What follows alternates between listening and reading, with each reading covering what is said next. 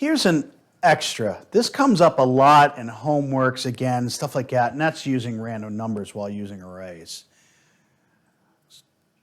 Two things. Number one is that you need a couple of different includes in order to do this. So notice it's different includes here, different libraries that you're going to be pulling in to do this. But overall, it's not super hard to frankly do. The order, though, of how to do this is part two, and making sure that we do this correctly, is that there is a random function that literally kind of triggers when to start really randomizing the numbers. We can use the rand function after that to go ahead and get the next random number. So here's starting everything out, and there's our srand, time of 0, it could be 1, 2, whatever.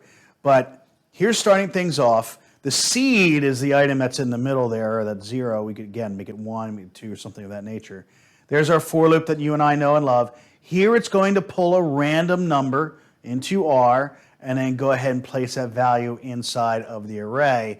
And it's going to have an integer value of a random number for this particular case and setup.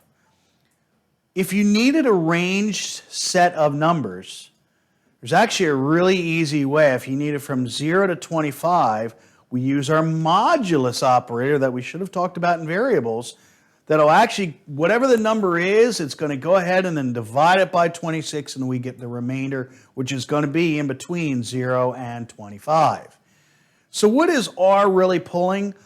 R is pulling a really actually usually a long integer value from there that may not be useful, so that's why I go over the range values. Notice the overall code is exactly the same. I'm just adding that modulus 26 to get it into something that might be a little bit more useful for what you are particularly doing.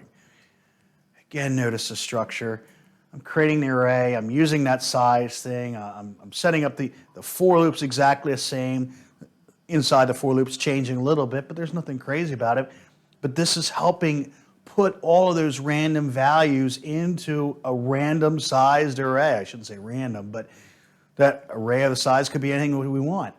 So that's the important part of using placing randoms into values, or into random values into arrays. I hate dyslexia. And then how you would pull that off as another application that probably will show up somewhere in this course.